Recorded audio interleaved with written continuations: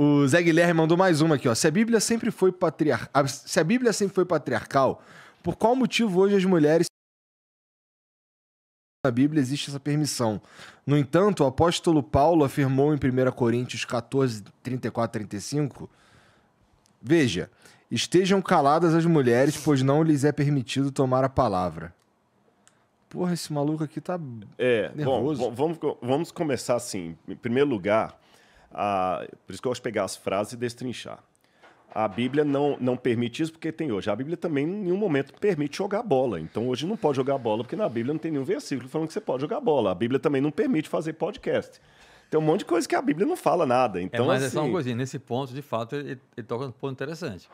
Porque a Bíblia não fala em jogar bola. Mas aqui o texto, ele fala exatamente... Mas eu vou chegar nesse ponto. Só para deixar claro. Que aqui o texto, ele fala que a mulher não pode nem falar dentro da igreja.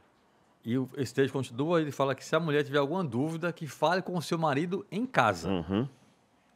E hoje, como ele falou, tem mulheres pastoras. Então é esse ponto. O ponto que eu peguei é só isso, que ele falou o seguinte, a Bíblia em momento algum permite mulher... Aí eu falei, se for usar para essa lógica aí, tem um monte de coisa que a Bíblia não fala, né? Agora, devemos lembrar, a Bíblia é patriarcal? Primeiro, o que quer dizer como patriarcal? Ele está falando patriarcal no sentido que as feministas hoje criticam. Você está sendo patriarcal ou patriarcal no sentido dos patriarcas mesmo? Vamos levar em consideração que a Bíblia tem a essência que não pode ser mudada. Mas a Bíblia foi escrita dentro de uma cultura. O que eu quero dizer com essência e cultura? Essência, respeito.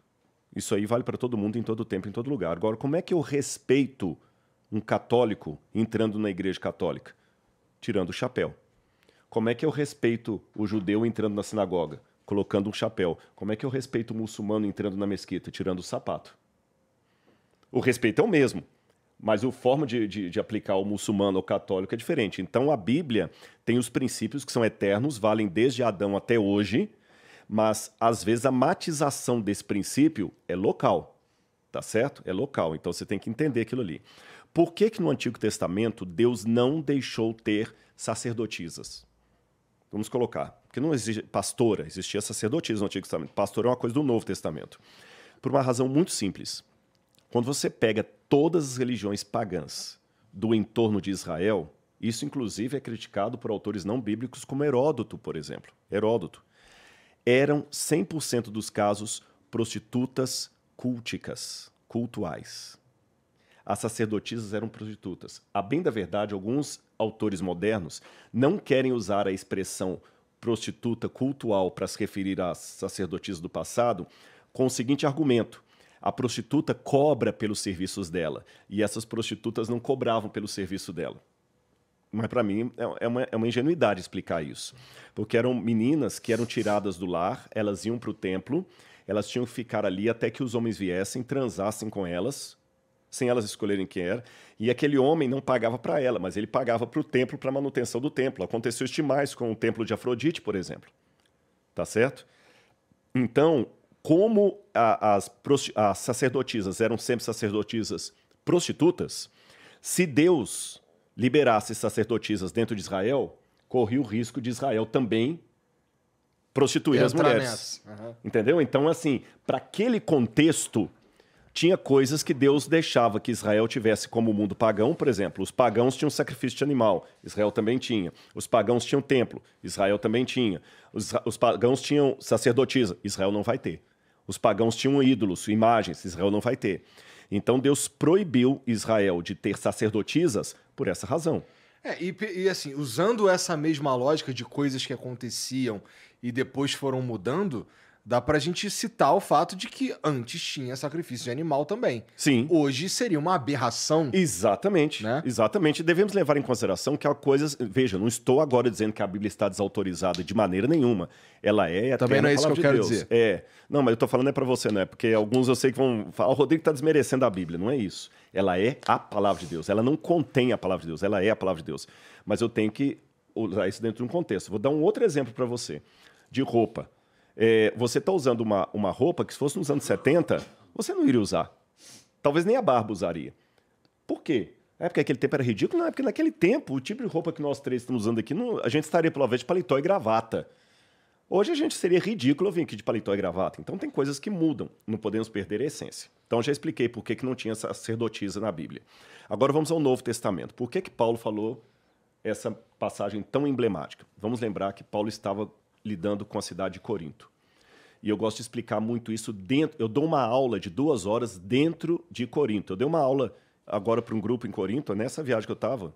Passei um sábado inteiro em Corinto, explicando toda a carta de Paulo, porque ele falou. No topo de Corinto ali, no topo, tinha o templo da deusa Afrodite. Para quem não sabe, explica o que é Corinto, a cidade. Ah, tá. Corinto, porque eu tenho uma coisinha que eu vou falar, que os corintianos vão brigar comigo, mas paciência. Vão achar que é Itaquera, não é o original. É que Corinto é uma cidade, um porto, mas foi bom você falar, Clécio, que essa é a vantagem do jornalista. Às vezes fala tecnicamente, calma, o povo não vai entender isso. Era uma das cidades mais promissoras da Grécia Antiga e da época greco-romana também. Tinha um istmo ali, um porto de Corinto, era um dos principais da Acaia, daquela região ali. E era uma cidade proeminente. Acredita-se que Corinto teria uns 300 a 500 mil habitantes. Isso na época do primeiro século, gigantesco. Né? Era uma Pequim da vida, não é? E Paulo morou em Corinto, acho que foi 1 ano e meio ou 2 anos, ele ficou lá em Corinto, pregando ali. Só que era uma cidade muito complicada. Diógenes, aquele famoso filósofo que saía com a lamparina acesa durante o dia procurando um homem justo e nunca encontrou, Diógenes foi pregar o cinismo aqui é a filosofia da austeridade, da moralidade, em Corinto. E é por isso que eu falei que os corintianos vão ficar brigados comigo, porque existia uma expressão na época, que era a expressão corintianizar, que era uma expressão que significava ser uma pessoa de mau caráter. Uma pessoa que vai hoje te é assim, né? Geralmente é assim. Olha, né? Você que falou. Jean, aí o cara... Ó, eu não tenho nada a ver com isso. Aí, Jean. Eu sou atleticano não praticante, eu tô fora dessa aí. Mas é verdade, essa expressão corintianizar, eu só não sei agora falando sério, eu até queria fazer essa pesquisa, se você souber, de onde vem o nome do time Corinthians. Também não sei. Eu também não sei, de boa. Agora, dá uma pesquisadinha pra gente aí no Google, se tem alguma coisa a ver com a cidade de Corinto. Então, nessa cidade tinha o templo da deusa Afrodite, ela tinha 1000 prostitutas, que não ficavam no templo, ficavam na cidade seduzindo os homens para ter dinheiro para o templo. E a deusa Afrodite é a deusa do amor. O amor promíscuo, o amor sexual erotizado, aquela coisa toda. Por isso que Paulo vai escrever todo um poema sobre o amor em 1 Coríntios 13. E havia muitas sacerdotisas que elas se prostituíam e previam o futuro. Tá certo? E muitas dessas mulheres acabavam assim, as religiões mais conservadoras, como a sinagoga, não deixava as mulheres falarem, porque essas sacerdotisas de Afrodite, elas dominavam o culto, elas entravam em transe, muitas vezes transe, elas ficavam êxtase, sabe? Começavam a falar e ninguém mais falava. Então, olha o que Paulo falou assim, ele falou assim, eu proíbo as mulheres de falarem. Olha como é que ele está o texto dele. Não permite que a mulher na igreja não fale nada, porque lhes é proibido. Paulo não estava falando assim, porque o Senhor assim ordenou. Ele estava falando uma situação típica. Seria a mesma coisa, eu quero só que vocês me dêem um feedback, se está sendo clara a minha resposta, de eu falar assim, não dirija com 17 anos, não permita que os jovens de 17 anos dirijam carro, porque lhes é proibido.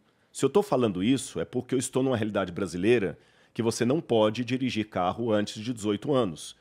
Aí, daqui a 2000 anos, alguém com a mentalidade americana, que já pode dirigir a partir dos 16, fala assim, que absurdo, Rodrigo proibiu os jovens de dirigir. Não, eu estou falando de uma situação daqui do Brasil que os jovens não devem dirigir porque é contra a lei. Então, eu falo assim, Igor, não deixe os jovens dirigirem porque isso é proibido para eles, vai dar problema.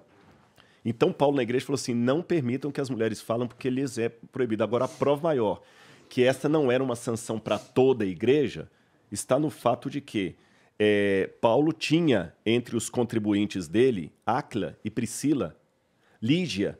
E Lígia e Priscila eram mestras nas igrejas. Elas eram líderes de igreja. A carta de João, o apóstolo João, a segunda ou terceira carta dele, ele fala o seguinte, a eleita, amada senhora, ele está dirigindo a uma líder de igreja. Tá certo? Então, ali é uma situação específica de Corinto, que eu ignoro a coisa e pego por toda a Bíblia. E se a Bíblia realmente proíbe a mulher de atuar, então nós temos um problema muito sério, porque se Paulo proibiu as mulheres de falarem na igreja, o que eu faço com Lídia? O que eu faço com Priscila? O que eu faço com Maria Madalena? Que Maria Madalena, ela se assentava aos pés do Senhor quando Marta estava brigando, e essa expressão idiomática, se assentar aos pés, é para aprender como discípulo. Paulo se assentava aos pés de Gamaliel. Então, Maria Madalena tinha um status de discípula de Jesus. Foi a primeira a ver o Senhor ressuscitado, e foi noticiar isso aí. Então, eu acho muito perigoso, por um lado, aqueles que acusam a Bíblia de machismo por tirarem a Bíblia fora de contexto, e aqueles que, para talvez ler a Bíblia fora de contexto, querem impor à Bíblia uma política que não lhe diz respeito. Não sei se eu... Bom, eu entendi. Espero que você entenda. Se não entendeu, volta e assiste de novo. E dá mais views.